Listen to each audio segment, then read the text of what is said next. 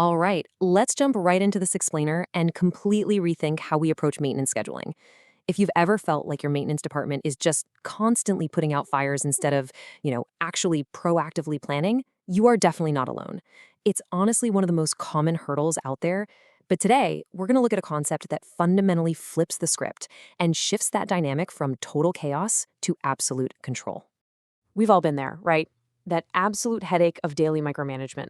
You try to schedule every single hour of the day, and what actually happens? Well, inaccurate time estimates and constant interruptions completely derail the whole thing. A routine 5-hour job ends up taking 8, a massive emergency pops up on line 3, and suddenly that beautiful schedule you just spent all morning building is literally useless by lunchtime. It's incredibly frustrating, it tanks efficiency, and let's be real, it just completely drains your crew's morale. So here is how we're going to break down scheduling principle 3 today to solve this. First, the 1-week rule. Second, smoothing out time estimates. Third, grouping work for efficiency. Fourth, forecasting highest available skills. And finally, publishing the master plan. Let's get to it. Starting off with section 1, the 1-week scheduling rule. This is all about shifting from that daily scramble to real proactive planning. And this really hits the nail on the head regarding the basics of the advanced schedule. Number 1, you focus on a 1-week period. Number 2, you consider multiple jobs on the same system. And number 3, you always include proactive work. By establishing a 1-week time frame, you're taking a step back. You're looking at the bigger picture instead of just getting completely lost in the weeds of a random Tuesday. Giving your team that slightly expanded horizon gives them the room they actually need to breathe and maneuver.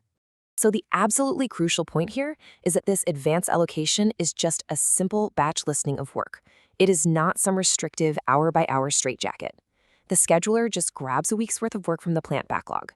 They aren't assigning it to individual crew members, and they definitely aren't dictating exactly what hour it starts. They just hand over a defined package of work to be completed over the next 7 days. Honestly, this simple shift is a total game changer. It gives supervisors and crews the freedom to actually manage their own time efficiently. Moving right along to section 2, smoothing out time estimates. Let's get into the statistical magic behind the 1-week schedule. Think about it. Individual job estimates are literally all over the place, sometimes varying by up to 100%. A corrective job estimated at 5 hours might take 2. Or actually, scratch that. Once you open the machine up, it might easily take 8. If you schedule daily, being 100% off just ruins your entire day. But look at the difference here. When you aggregate, say, 400 hours of estimated work for a whole week, the law of large numbers completely takes over. That error rate plummets down to just 10%. You can actually see this playing out right here, where the bell curve physically smooths out.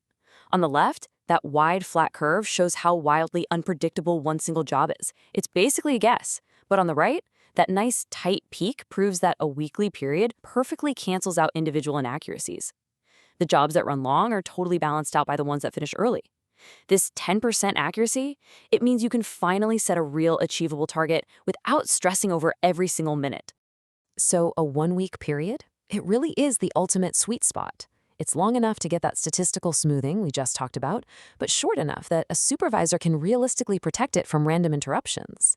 I mean, if a supervisor is asked to delay a non-emergency request, it is way easier to say, hey, can this wait until next week? Than trying to push it off until next month. It gives the supervisor massive leverage to keep their crew locked in on the master plan.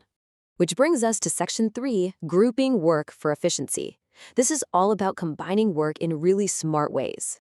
This setup does something incredibly important. It strictly divides the roles. With weekly scheduling, your dedicated scheduler handles all the heavy lifting in the office. They're the ones sorting through the backlog. And what does that do? It frees up the crew supervisor to actually be out in the field. They can supervise, they can problem solve, and they can support their crew instead of drowning in paperwork behind a desk.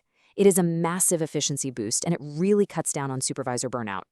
Plus, when you step back and look at a whole week, your scheduler can actually get creative and logically group work together, even overriding strict individual priorities. Look, getting operations to shut down a line is tough, but if a system is already locked out for a priority 2 job, the scheduler can easily grab a priority 3 job on that same equipment and just bundle them together. They can literally piggyback low-priority proactive work onto a high-priority shutdown. On a daily schedule, proactive work gets pushed off forever, but on a weekly one, it gets batched and actually completed. Let's dive into section 4, forecasting highest available skills. Let's talk about how we actually approach labor forecasting. There's definitely a right way and a wrong way to do this. Supervisors have to forecast a labor based on the absolute highest skills available, not just some generic headcount. Forecasting 9 mechanics is a total trap. If you've got a crew of 9, you don't just say you have 9 bodies. You tell the scheduler, hey, I have 2 certified machinists and 7 mechanics. And here is exactly why that distinction matters. Calling out those specific high-level skills gives the scheduler maximum flexibility.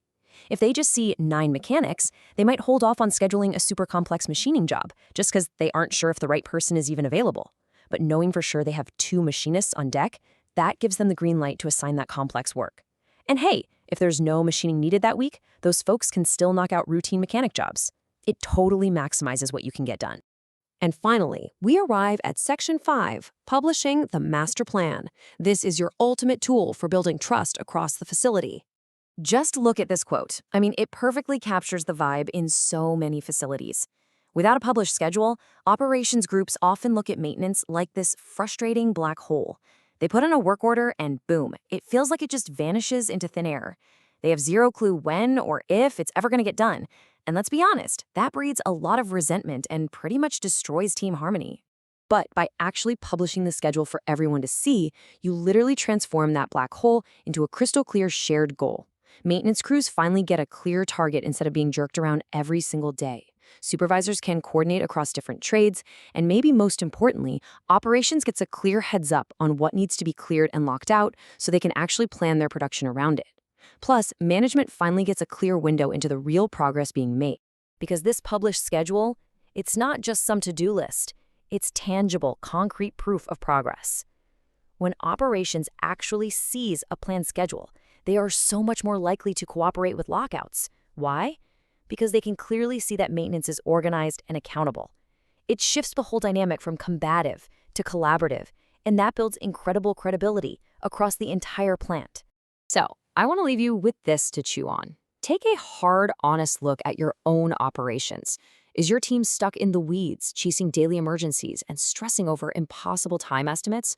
Or are you executing a flexible, transparent, weekly master plan? Making the shift to this 1-week batch allocation is more than just a quick scheduling fix. It could be the exact upgrade you need to finally take control of your plan's future. Thanks so much for joining me on this explainer, and keep learning.